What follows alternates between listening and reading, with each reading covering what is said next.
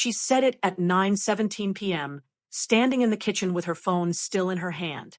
My mom keeps asking why I am still with you. And honestly, I no longer have an answer. The dishwasher was running.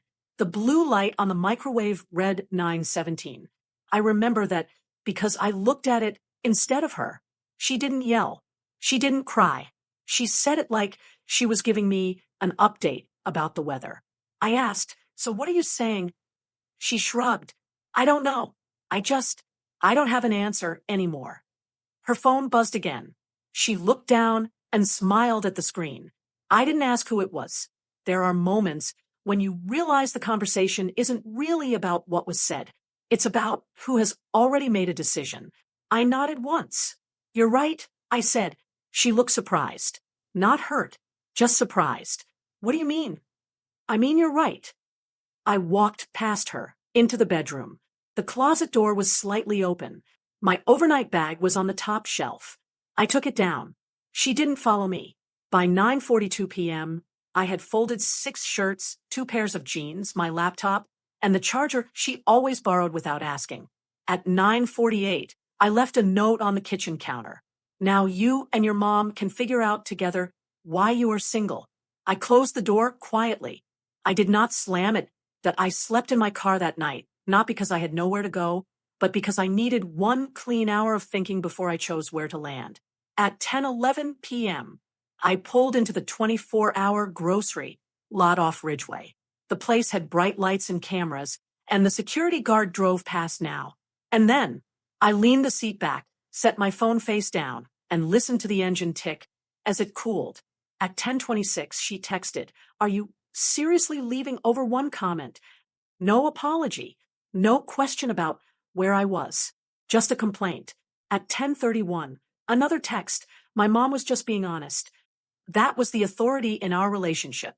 Not her, her mother, a third person who never paid rent in our apartment, but somehow had final approval on my place in it. I didn't reply. I opened notes and wrote the timestamps instead. 9:17, 9:42, 9:48. Then I wrote the exact sentence she said, word for word. I knew if I waited until morning, it would start to soften in my head. I didn't want it softened. I wanted it accurate. At 10:58, I called my older brother. He answered on the second ring. "Where are you?" he asked. "In my car," I said. A pause. "You okay?" "I'm fine. Can I crash at your place tomorrow?" "Yeah," he said. "No questions. Just get some sleep." At 11:12, I searched our shared lease email thread and forwarded it to myself. Then I searched utilities and forwarded those too. I didn't do it for drama. I did it because I had learned how quickly a story becomes something else once other people start telling it. Her mother loved telling stories. The next morning, Saturday, I went back at 7:06 a.m. The building hallway smelled like stale carpet cleaner. I used my key, stepped inside, and kept my voice low like I was in someone else's home.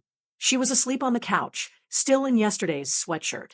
The TV was on mute with a bright morning show flickering. My laptop bag was by the door where I had left it. Good. My work badge was on the entry table. Also good. I didn't wake her. I took what I needed and moved slowly. In the bedroom, I opened the closet and pulled out the small lockbox I kept behind my winter boots. Inside were my passport, my birth certificate, and the folder with my car title. I hadn't touched that box in months, but I knew exactly where it was because the first time her mother visited, she organized our closet and asked me why I kept important documents like that. She said it with a laugh, like she was teasing, but she stared at the lockbox longer than she stared at anything else. That was the first time I understood her interest in control was practical, not emotional. At 7:24, I took photos of the apartment with my phone.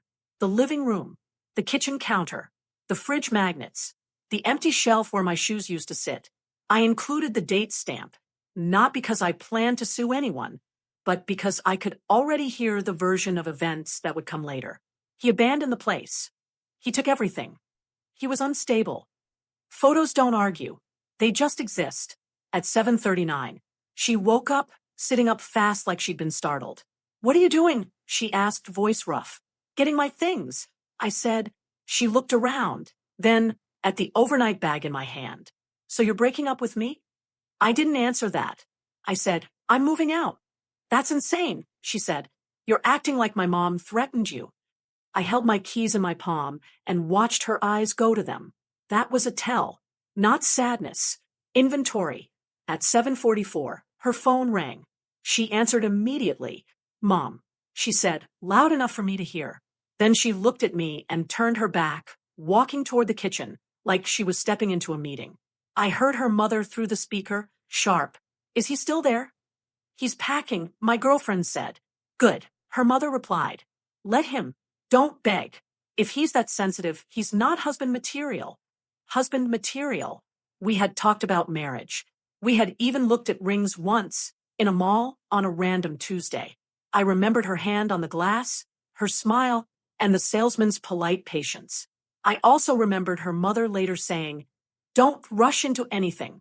Men change after they get what they want. I stood in the hallway, holding my passport folder, and listened to her mother decide my future like she was reading a report. That was the betrayal, not the insult, the structure behind it, the way my girlfriend accepted her mother's judgment as if it was law. At 7:52, I walked out with 2 bags and the lockbox. I didn't take the couch. I didn't take the dishes. I took my documents, my work equipment, and the charger. On the counter, I left my half of the rent in an envelope labeled with the month and the exact amount. I also left a second note, smaller, addressed to her mother. You got your answer. Don't contact me again. Then I drove to my brother's place and started making calls quietly that same afternoon. That be why Monday morning at 8:02 a.m., my phone had 19 missed calls from her and 6 from her mother. I didn't block them. I just let them stack. There's something about watching call logs grow that tells you more than answering ever could. At 8:15, I logged into our joint streaming account and removed my payment method. At 8:19, I canceled the auto-renew for the gym membership that billed to my card, but listed her as the secondary member. I took screenshots of each confirmation email. This wasn't revenge. It was separation. At 9:03, I emailed the leasing office. I attached a copy of my forwarding address and asked for the formal process to remove my name from the lease at renewal. I didn't accuse anyone of anything.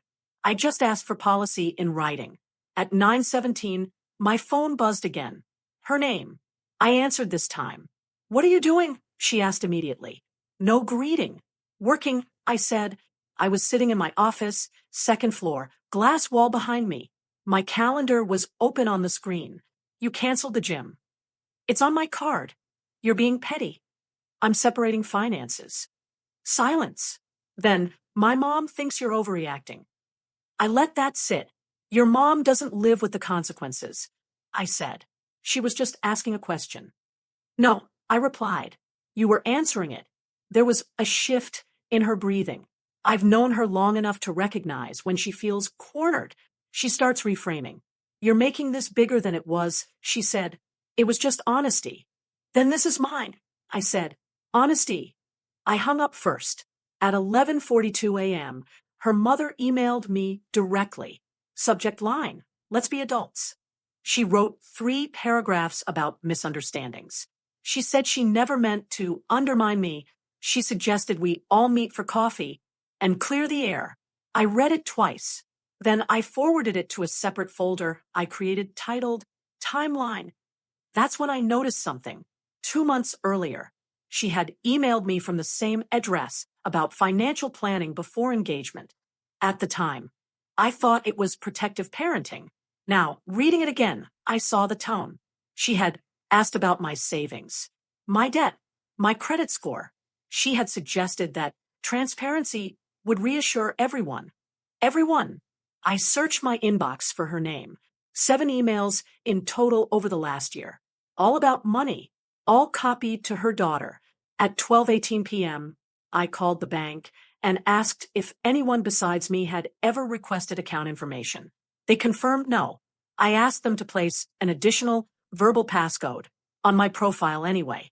That's when the pattern clicked into place. This wasn't about me being good enough. It was about control over variables. At 2:04 p.m., my girlfriend texted, "Mom says you're avoiding accountability." I stared at that for a full minute. Accountability for what? For being evaluated like a product? I didn't answer. Instead, I pulled up our text history from the last 6 months and started scrolling. There were small things I had ignored. Comments about how her mom didn't like the way I dressed for dinner. Questions about why I hadn't switched to a higher paying role yet. Jokes about prenups before we were even engaged. Each time, I had responded calmly, explained my decisions, adjusted where I thought it made sense. I saw it clearly now. I had been applying for approval without realizing it. At 4:30 p.m., I met my brother at a diner. Vinyl booths. Coffee refills every 15 minutes. He listened while I walked him through the timeline. The exact words. The calls. The emails. "So what's the real issue?" he asked. "She doesn't defend the boundary," I said. "She hands it over." He nodded once. "So if you go back, nothing changes." That was the audience moment, though I didn't call it that then. Anyone listening would have to choose. Stay in a structure where a third party reviews your worth, or leave before the review becomes permanent. At 6:12 p.m., my girlfriend called again. I stepped outside the diner. "Can we talk?" she asked, softer now. "We are talking. In person. About what?" She hesitated. "About fixing this." "Fixing what exactly?" I asked. "Our relationship." I leaned against the brick wall and looked at the parking lot lights flickering on. "Is your mom going to stop asking why you're with me?" "She's just protective." That's not what I asked. Silence. There it was. The forced choice. Not between me and her mother directly. Between autonomy and approval. "I can't control what she thinks," she said finally. "You can control what you accept," I replied. She didn't answer. At 6:19, I ended the call. That night, I updated my mailing address at work and changed my emergency contact from her to my brother. Small administrative shifts. Quiet. I wasn't angry. I was adjusting structure. And once you see the structure, you can't unsee it. On Wednesday at 7:38 a.m., she showed up at my office. Security called my extension first. "There's a woman here asking for you," the receptionist said. "She says it's personal." I told them to send her up. She walked in carrying a paper folder and wearing the gray coat I bought her last winter. Her face was calm. Too calm. "Can we talk?" she asked. "We can talk here," I said, gesturing to the chair across from my desk. She sat, placed the folder down, and slid it toward me. "My mom drafted something," she said, "just so we're clear moving forward." I didn't touch it yet. "What is it?" I asked. "A basic agreement. About finances, expectations, communication." "Between who?" I asked. "Us." I opened the folder. 3 printed pages. Bullet points. Lines for signatures at the bottom. It read like a performance review. Income benchmarks. Career trajectory goals. Family consultation prior to major purchases. A clause about joint savings monitored quarterly. Monitored. I looked up at her. "You brought me a contract your mother wrote." I said. "She's just trying to make sure we're aligned." "Aligned with who?" She inhaled sharply. "Why are you making her the villain?" I'm reading what's on the page. This was the boundary crossing. Not a comment in a kitchen. Not an opinion. A formal attempt to structure my future under someone else's oversight. At 7:46 a.m., I picked up my phone and took photos of all 3 pages. "What are you doing?" she asked. "Documenting." "You think I'm attacking you?" "I think this is information." She shifted in her seat. "You're acting like this is some legal trap." I didn't respond to that. I turned to the last page and read the signature line. It said, "Partner A, Partner B." And beneath that, in smaller print, "Witness." The witness line had her mother's name typed already. That was step 1 of the loop. At 7:52 a.m., I closed the folder and pushed it back to her. "I'm not signing this," I said. "It's just a draft." "Then leave it as a draft." She stared at me like she was waiting for a different reaction. Anger. An argument. Something loud. Instead, I opened my email and forwarded the photos to myself with the subject line, "Proposed agreement, 7:38 a.m., time-stamped." "That's dramatic," she said quietly. "No," I replied. "It's organized." She stood up. "You're proving my mom right." I looked at her. "About what?" "That you're defensive. That you don't want accountability." I leaned back in my chair. "Accountability to whom?" She didn't answer directly. "We're trying to build something serious." "With oversight?" I asked. She grabbed the folder and pressed it against her chest. "You're twisting this." "I'm reading it." She left at 8:01 a.m. I sat there for a full minute before reopening the photos. I zoomed in on the clause about family consultation prior to major purchases. It didn't specify whose family. It didn't need to. At 8:12 a.m., I called the leasing office again and confirmed my name would automatically roll off at renewal in 60 days unless I signed an extension. I asked them to email confirmation. They did. At 9:30 a.m., she texted, "You embarrassed me." "How?" I asked. "You acted like I brought you a lawsuit. You brought me a document with signature lines." Another pause. Then, "Mom says if you loved me, you'd at least consider it." There it was. Step 2. Love measured by compliance. At 10:04 a.m., I responded, "Love doesn't require a witness.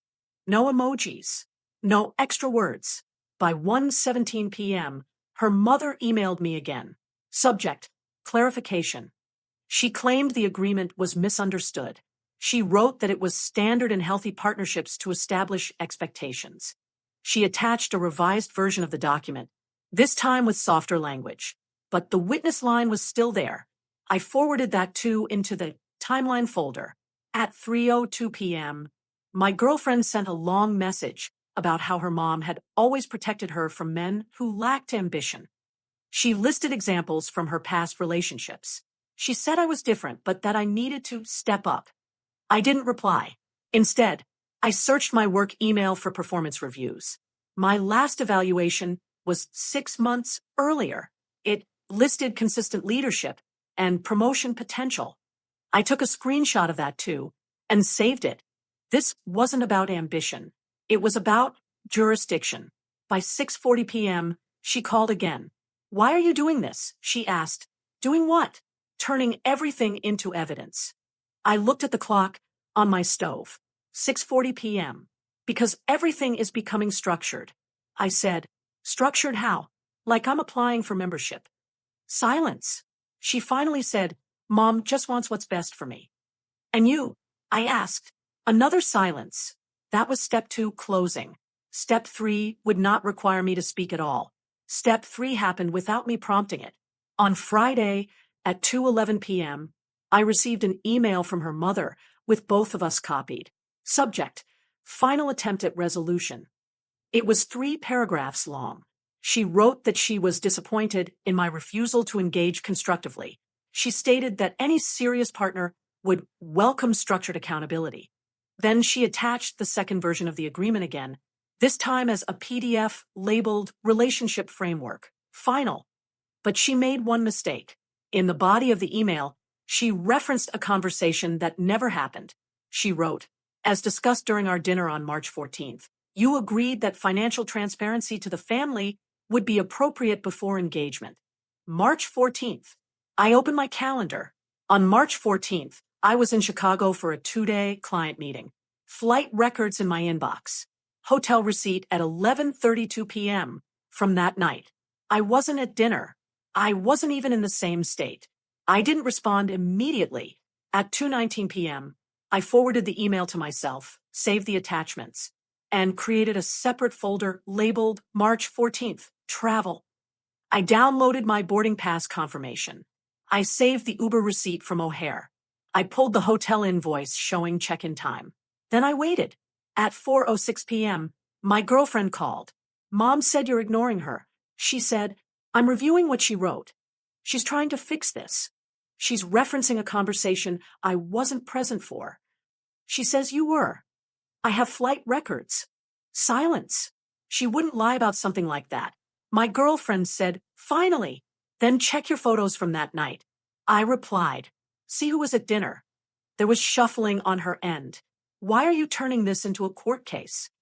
I'm not. I'm correcting a detail. At 4:18 p.m., she hung up. By 6:02 p.m., her mother emailed again. This time without my girlfriend copied. Subject: let's not be pedantic. She wrote that the date might have been slightly off, that the spirit of the conversation was what mattered, that I was focusing on minor technicalities. Minor. I forwarded that email to. Then, at 6:14 p.m., I replied for the first time in writing. I kept it short. I was in Chicago on March 14th. Please correct the record if you plan to reference it again. No emotion. No commentary. At 6:32 p.m., she responded. I may have misspoken on the date, but the discussion absolutely occurred. There it was. Step 3 complete. A documented claim. A documented correction. A refusal to acknowledge the inaccuracy. At 7:05 p.m., my girlfriend texted, Mom feels attacked. I corrected a timeline. I replied, she thinks you're trying to make her look bad. I'm not controlling how she looks. At 7:22 p.m., my phone buzzed again. Can we meet tomorrow? Just you and me. No mom. I considered it. Location? I asked. Coffee shop on Elm. 10 a.m. Okay, I said. Saturday, 9:58 a.m. I arrived early, ordered black coffee, sat near the window. She walked in at 10:07. Her eyes looked tired. She sat down without greeting me. Why are you doing this? She asked. Doing what? Collecting emails. Correcting dates. It's humiliating. For who? I asked. For my mom. I nodded once. So this is about her. She leaned forward. You're twisting everything. No, I said. I'm responding to what's written. She slid her phone across the table. On the screen was a draft message her mother had typed, but not sent. It read, if he's this combative before marriage, imagine after. Combative.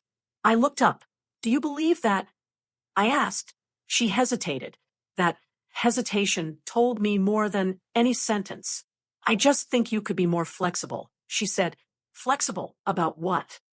About involving family. In what capacity? She didn't answer. At 10:24 a.m., I stood up. I'm not signing anything, I said, and I'm not defending myself against inaccurate records. So that's it, she asked. That's it.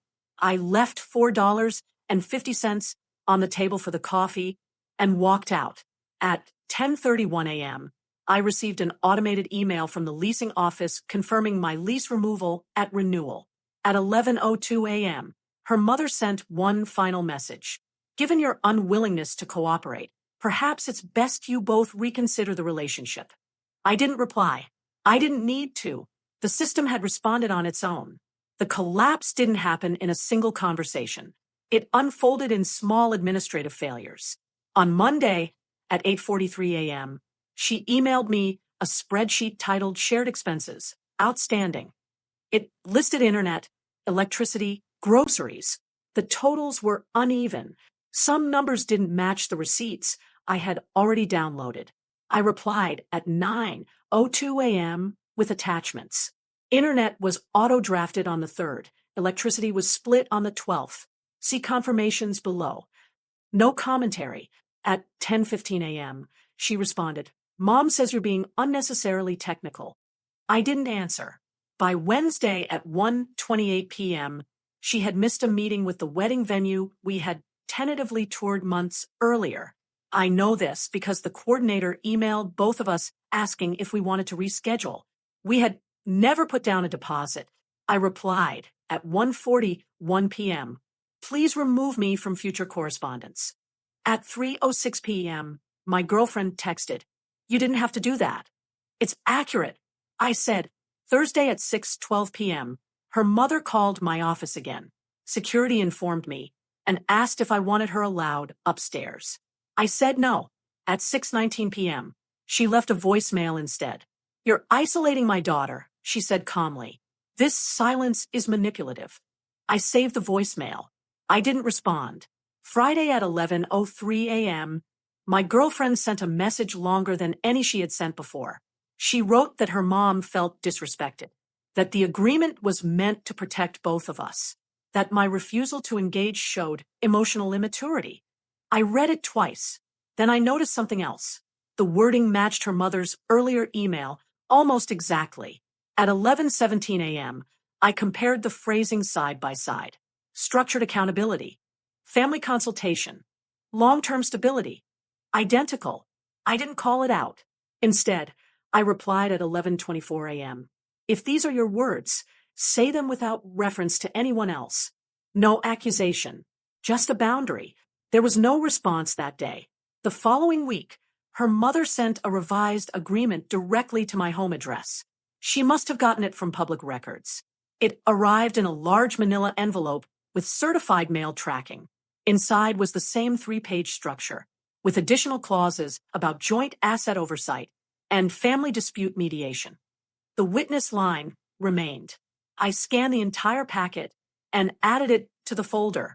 By Tuesday at 2:55 p.m., my girlfriend missed another obligation, this time a credit card payment tied to a shared store account. I received a late fee notification. I paid my half immediately and removed my card from the account. At 3:18 p.m., she called. "You're cutting me off financially," she said. "I'm separating accounts." I replied, "That's cruel. It's procedural." Silence. At 4:02 p.m., she emailed asking for help understanding the lease removal paperwork.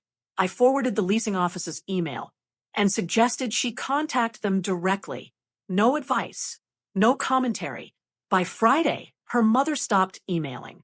Not because she accepted anything, because there was no friction left to push against. Without arguments, there was nothing for her to counter. Without responses, there was nothing to escalate. The collapse was quiet. At 7:30 p.m.